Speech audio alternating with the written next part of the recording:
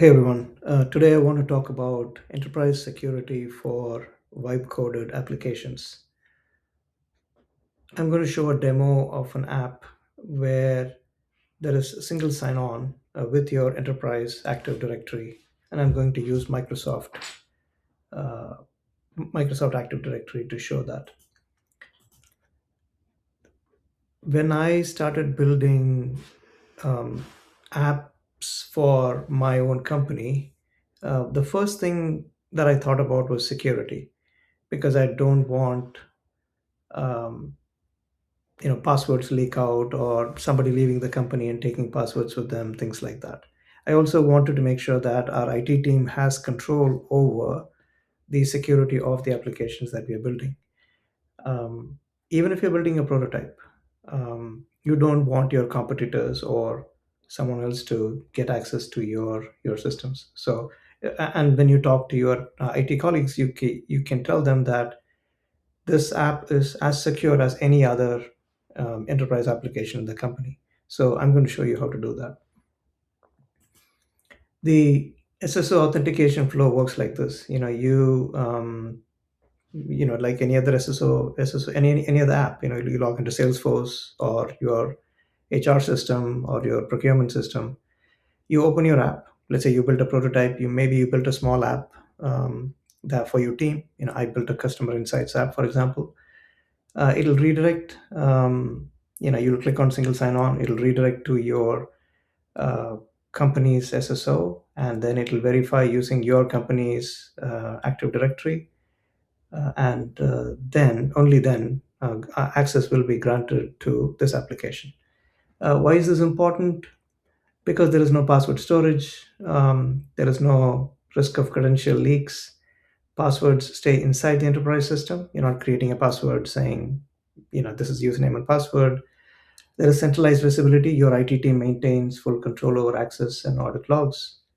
And then policy enforcement. Whatever policy your IT team enforces, for example, if they say you need multi-factor authentication, it automatically adds that to this. Um, Also, it makes it easier for you to make the app available to everyone in the company, right? You don't have to keep creating usernames and passwords. Um, I'm going to show. Well, this is important for product managers because you can work with your IT team and not against them. Right? You don't have to hide it from your IT team, and your IT team will be far more comfortable if you show that your vibe coded app has the same enterprise level security that any other app has. And you're giving them control, right? You're winning them over. You're working with them, not against them or hiding from them. I am going to add this to my um, vibe coding for product managers course, which is available for enrollment now. Now let's look at the demo of the real app. So, for example, here this is a single page app, and I built the authentication using single sign-on, and I set it up to sign on with Microsoft. I used my personal Azure account to register this application. If you are building it for your enterprise, you can ask. If you will have most likely you will have access to your Microsoft Azure portal and log in using your username and password, the same username and password that you use to log into your systems. And you have to register this app.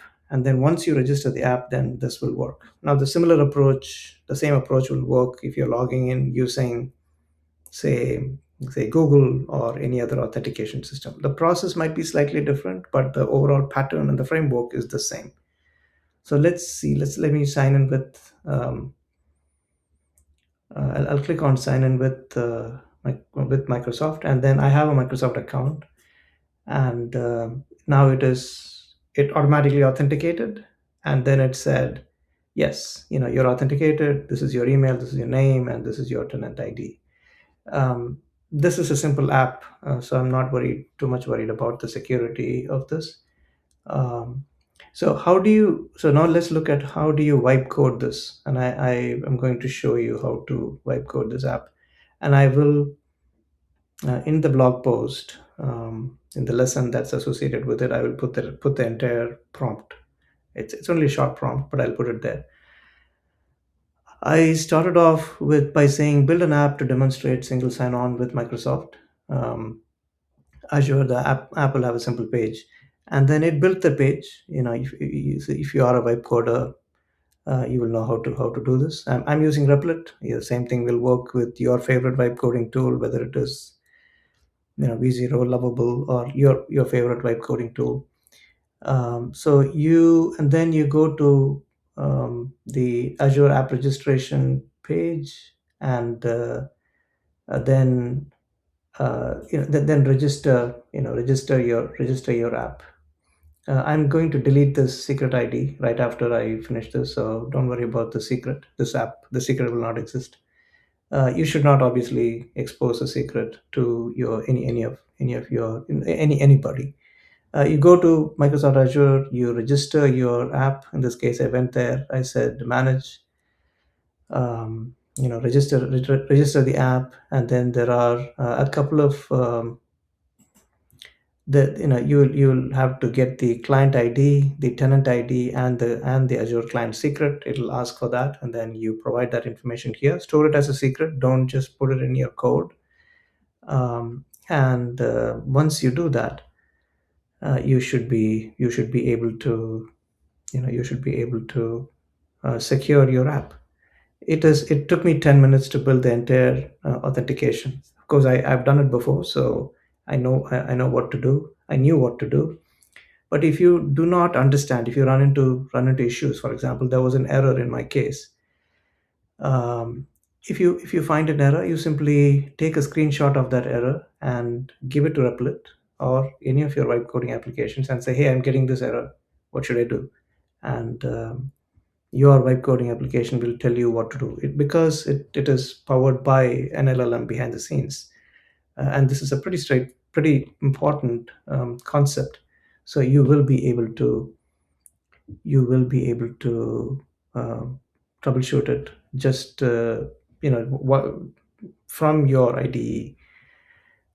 Um, Similarly, if you have a question, for example, okay, this is for Microsoft.